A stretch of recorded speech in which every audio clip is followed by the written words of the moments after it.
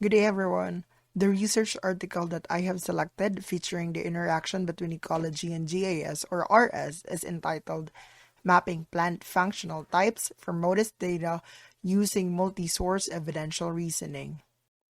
Plant functional types refers to groups of plant species having similar functions at the level of organisms, share similar responses to various factors in the environment, and has analogous effects on the ecosystems.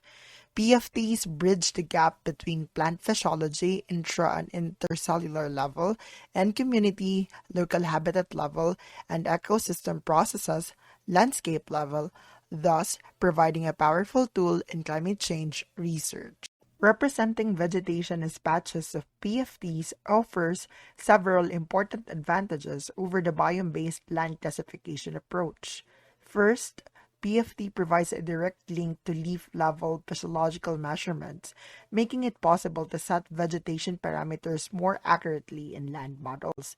Second, PFT allows modelers to represent the land surface more accurately by separately specifying the composition and structure of PFTs within a grid cell. Third, representing vegetation in terms of PFTs allows land models to better interface with ecosystem dynamics models, because the latter typically stimulate vegetation change in terms of the abundance of PFTs.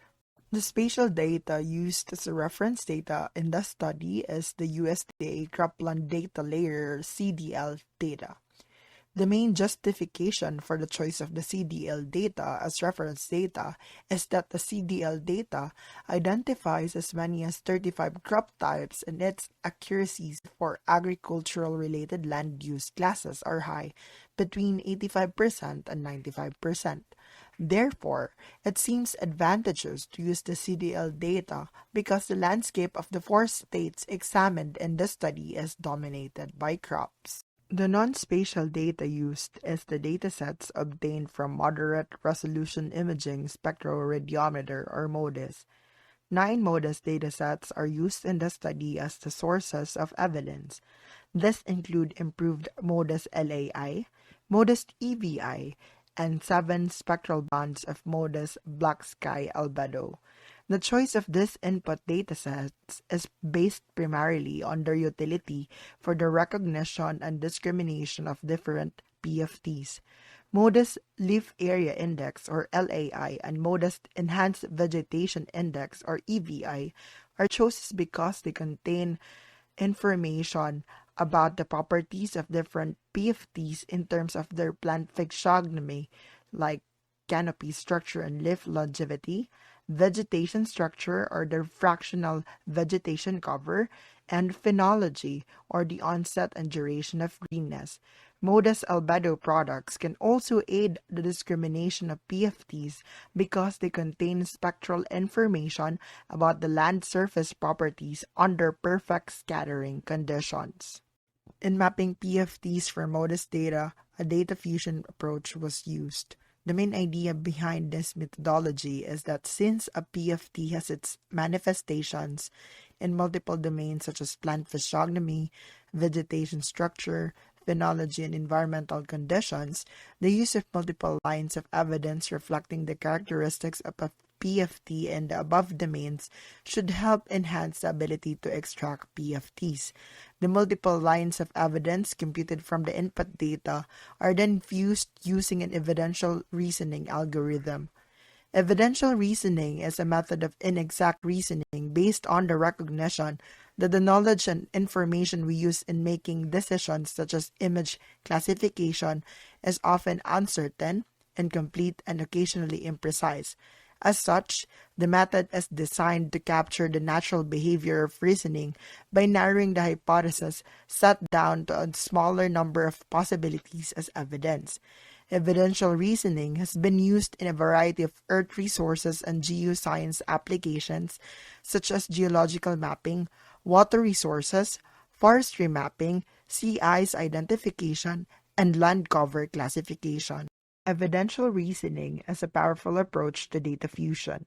In the remote sensing context, evidential reasoning offers several advantages over the traditional classification procedures. First, evidential reasoning is a non-parametric classifier and therefore can handle data which may violate the Gaussian assumption of parametric classifiers. Second, it can handle data from any number of sources at any scale of measurement. The ER method does not require that input data be independent, as is the case with the maximum likelihood classifier. Third, it has an explicit mechanism for handling information uncertainty using the concept of ignorance. Ignorance describes the incompleteness of one's knowledge as a measure of the degree to which we cannot distinguish between any of the classes. Fourth, it can provide several interpretative measures such as support ignorance and plausibility that can be used to assess classification results. The preliminary results of the study suggest that multi-source data fusion is a promising approach to improve the mapping of PFTs. For several major PFT classes such as crop, trees, grass, and shrub, the PFT maps generated with the ER method provide greater spatial details compared to the MODIS PFT. The overall accuracies increased for all the four states, with the biggest improvement occurring in Iowa from 51% in MODIS to 64% in ER.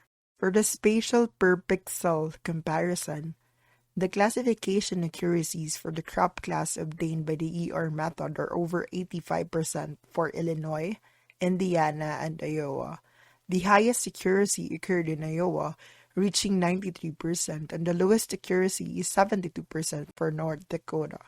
Significant improvements are also achieved by the ER over MODIS PFT for the tree class and the grass and shrub class.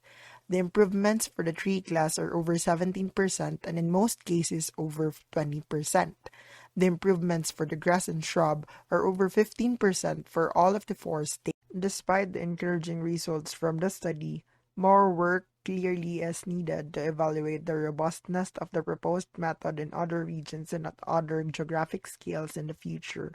It is recommended to test the performance of the ER method in several other regions characterized by different landscapes. Results from multiple regions with different dominant PFTs will allow for a more thorough assessment of the ER approach. Another direction in which the research can be expanded is to apply the method over larger geographic areas. Improved mapping of PFTs will have the potential of contributing to other regional earth sciences research programs. The production of an improved PFT product at the MODIS scale should also be of interest to the global change research community. For the validation of PFT maps generated from ER method, more reference data such as National Land Cover Dataset or NLCD, the data from Gap Analysis Program or GAP, and high-resolution Landsat TM and ETM plus imagery for relatively small areas are needed. The development of a comprehensive database containing major PFTs representative of different regions around the globe may prove invaluable for the research community in the long run. Moreover, there is a need to evaluate the effects of uncertainties in the MODIS high-level products and the mapping of PFTs at various geographic scales in the future. Knowledge and information about the magnitude and spatial and temporal distribution of the errors in PFT maps caused by uncertainties in input data may prove valuable to PFT data users. The development of some sort of spatially weighted functions capable of factoring such regional variations into the calculation of evidence measures for the same PFT class in different regions can possibly solve the issue on the incorporation of regional variations in the spectral and morphological characteristics of PFTs into a classification procedure designed to map PFTs over larger geographic areas such as continents or global level. In this study, the 9 input datasets shows that the contribution of different data sources to PFT classification decisions varies. Thus, there is a need to assign different weights to different input data when combining different lines of evidence in the ER procedure. Due to the exploratory nature of the present research, the weighing factors for the 9 data sources used in this study were determined based on visual comparisons of classification results. A more robust approach is needed to objectively determine the optimum weights for different input data in the future research. Here are the references used for this presentation. Thank you for listening.